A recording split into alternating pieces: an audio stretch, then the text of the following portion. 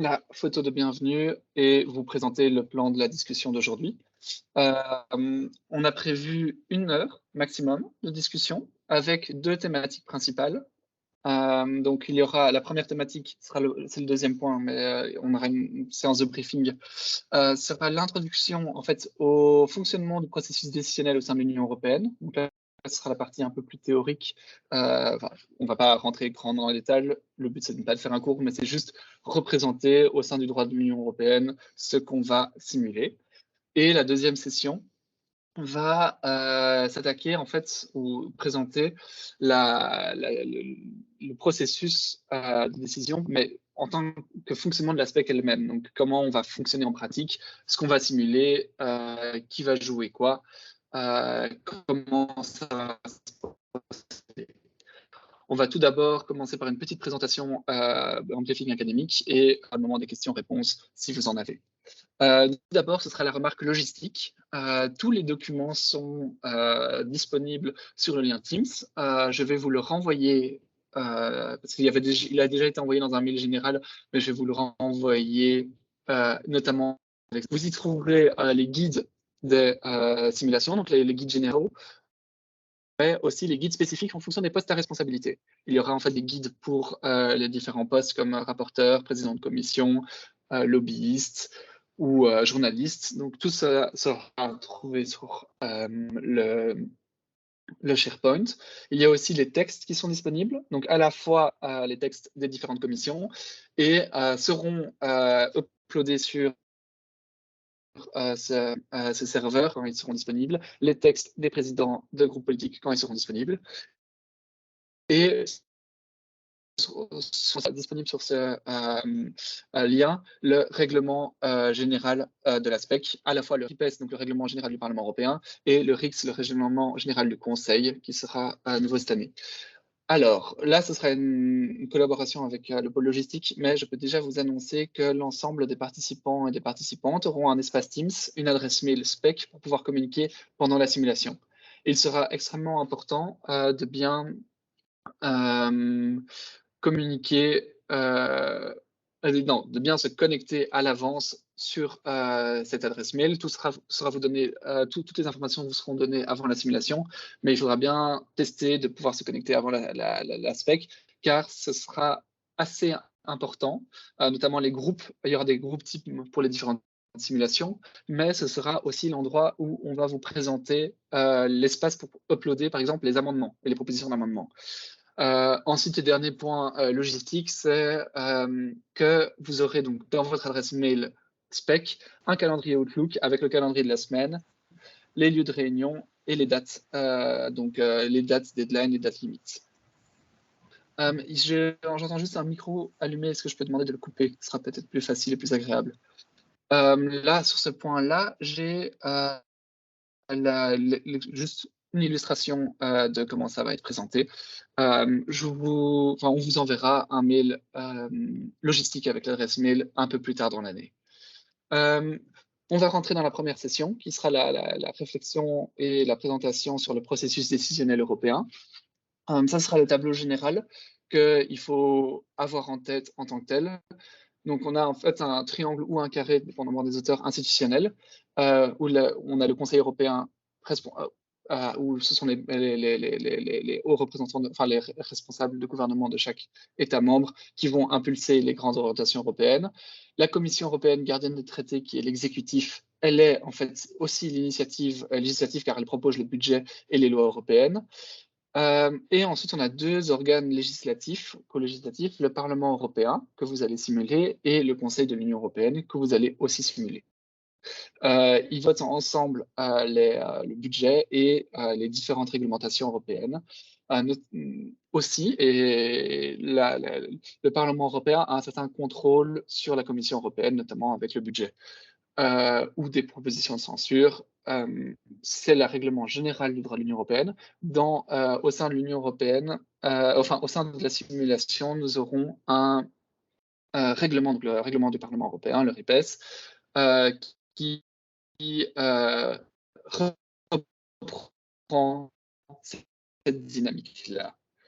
Donc dans ce tableau-là, dans le droit de l'Union européenne. Tout d'abord, c'est l'article 288, on va résumer le TFUE, qui présente tous les différents types d'actes dérivés unilatéraux que les institutions peuvent adopter ensemble. Sont concernés les règlements, on va simuler un règlement cette année, les directives, les recommandations et les avis. Pour ce faire, l'article 289 du TFUE présente les procédures législatives en question. Il y en a 3, les innommées, les spéciales et les ordinaires. Et nous allons traiter de la procédure législative ordinaire. Elle est définie à l'article 294 du TFUE, qui est longue, je vous présente un schéma dessus, on ne va pas la parcourir maintenant, mais c'est cette procédure législative que nous allons simuler cette année. Mais en outre, et ce sera le cas pour 2 autres commissions, notamment la commission Libé et la commission Droit, la SPEC simule des propositions de communication qui vont émaner de la commission. Donc la commission va proposer une communication et le Parlement va pouvoir y répondre à partir d'une forme de résolution. Les rapporteurs des différentes communications vont vous présenter des résolutions et ce sera sur ces résolutions que vous allez débattre. Et ces résolutions font écho à la communication de la Commission européenne. Là, vous pouvez voir à droite le schéma qui reprend la procédure, processus de décision par une procédure législative ordinaire. Il y a plusieurs étapes et sous-étapes. L'aspect va en résumer qu'une. Il faut aussi noter que donc parmi toutes les étapes de lecture, première relecture, conciliation, on a en fait dans les faits, et en cas de procédure de blocage, une procédure qui s'appelle le trilogue entre les différentes institutions, donc les commissions, le Parlement et le Conseil, qu'on va représenter ici par le commissaire, enfin les commissaires, les rapporteurs et le représentant du Conseil, qui vont dialoguer à 3 sur pour trouver une solution au domaine qui coince. On va simuler en fin de semaine ce trilogue. Concrètement, et donc là c'est la fin de cette présentation et on va commencer sur ce qu'on va faire cette année, on va simuler ce schéma-ci. Donc on aura un texte qui sera proposé, on aura une plénière au début de la semaine, puis ensuite les commissions parlementaires qui vont proposer des amendements. Il y aura à la fin un trilogue, une plénière, et on va voter sur la proposition.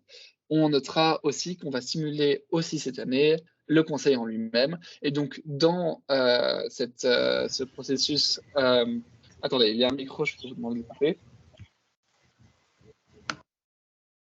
Merci. Dans ce processus, nous allons aussi simuler le Conseil. Donc, il y aura en fait 4 groupes de travail, 3 commissions, un conseil. Et il va aussi, lui, émettre ses avis sur le texte. Et ce trilogue va concilier en fait tous ces avis-là. Donc, on reprend sur la partie plus pragmatique maintenant, sur donc les institutions qui seront simulées à l'ASPEC. Donc, c'est le même schéma d'avant, mais on va le mettre en avant avec les différentes personnalités et les différents rôles. Donc, au sein de la Commission européenne, nous avons 3 commissaires. Il y aura Anne Verretti pour la commission LIBE qui va proposer une communication relative à une réforme transparente et systématique des pratiques policières lors des contestations sociales. Inès Bourdon pour la commission Agri qui va proposer un règlement relatif à un développement rural soutenable, complètement un ancien règlement. Et Valentine Foucard qui va proposer pour la commission Droit une communication pour la préservation de l'environnement, la préservation des cultures et l'amélioration des conditions socio-économiques des peuples autochtones. Je n'ai pas la suite de la slide, mais je ne m'en souviens plus non plus. Mais donc c'est la commission sur les peuples autochtones, dans la commission droit et proposition sur les peuples autochtones.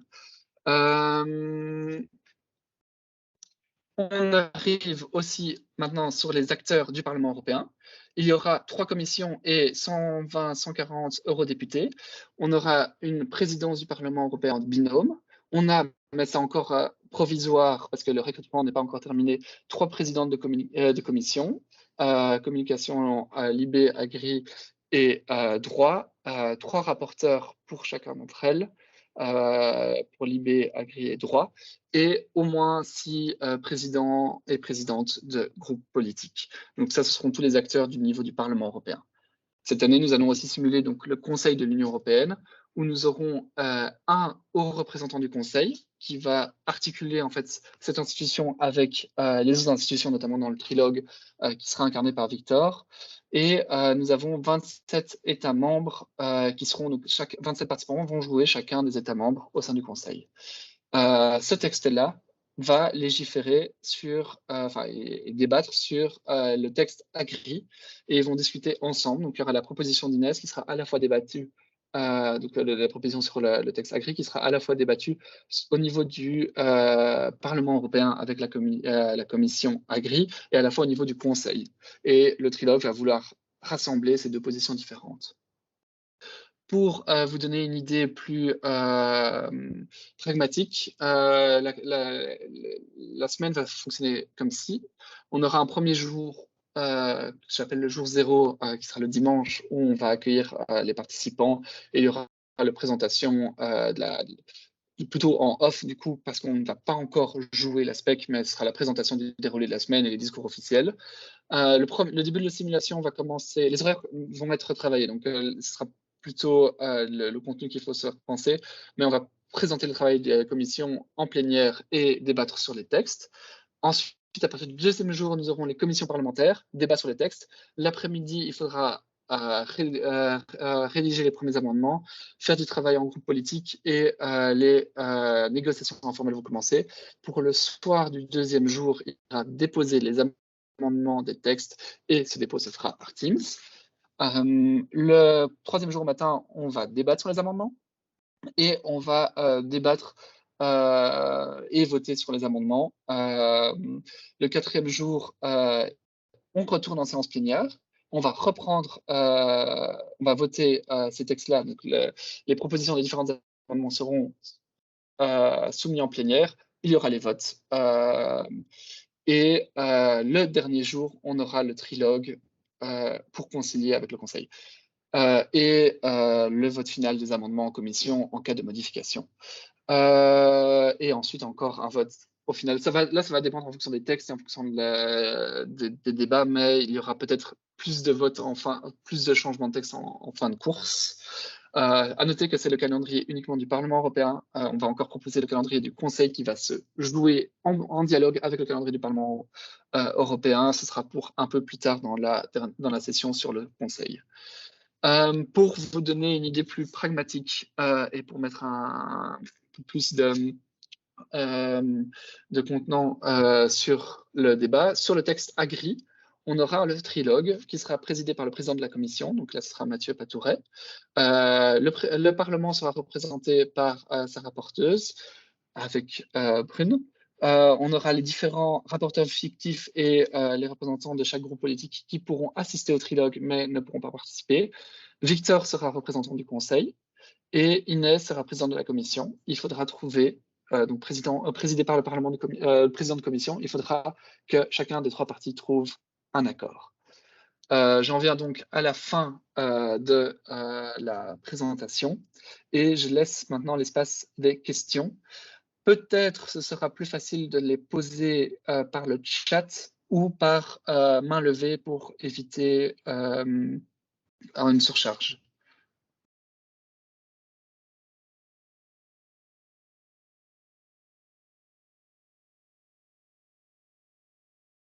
Nous aurons dans tous les cas d'autres réunions, donc environ une par semaine. Et donc, si vous avez des questions maintenant, vous pouvez les poser. Si vous avez des questions un peu plus tard, vous pourrez les poser aussi plus tard.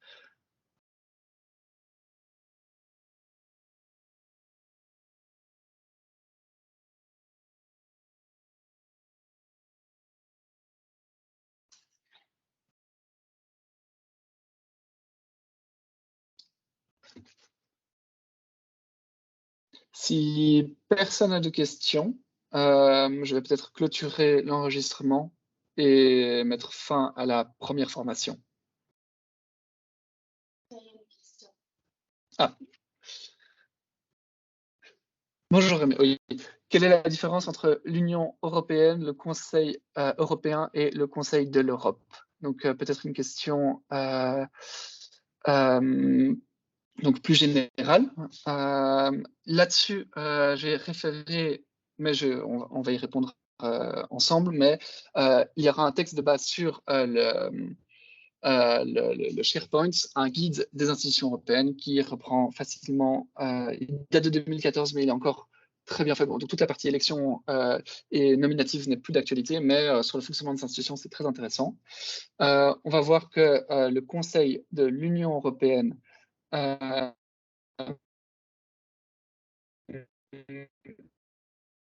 est, lors de la SPEC, va être donc celui des représentants des ministres des domaines compétents. Donc, par exemple, il y aura un conseil pour tout ce qui est agri, et ils vont travailler sur et voter en tant que co-législateur sur tout le domaine lié à l'agri. On a le Conseil européen qui est donc c'était dans je vais peut-être pour repartager la slide pour être plus expressif là-dessus. Non, je n'ai plus la slide avec moi. Laissez-moi juste une seconde. Mais du coup, le Conseil de l'Union est les représentants des États membres qui vont impulser. Voilà. Est-ce que. Voilà, c'est cette slide-ci. Donc, le Conseil européen est les 27 chefs d'État qui représentent les gouvernements qui vont impulser les grandes orientations de l'Union européenne. C'est notamment eux qui se réunissent lorsqu'il faut réfléchir sur les changements des traités, quelles sont les grandes orientations de l'Union européenne. Et on a une autre institution qui n'a en fait rien à voir avec l'Union européenne, qui est le Conseil de l'Europe, qui rassemble 47 États, et c'est notamment le Conseil qui est lié à la Convention européenne des droits de l'homme, qui va traiter des affaires relatives aux droits de l'homme et aux violations des droits de l'homme. Ça ressemble en termes de nom, mais c'est une autre entité, donc c'est un autre ordre juridique, même s'ils ont des liens assez étroits.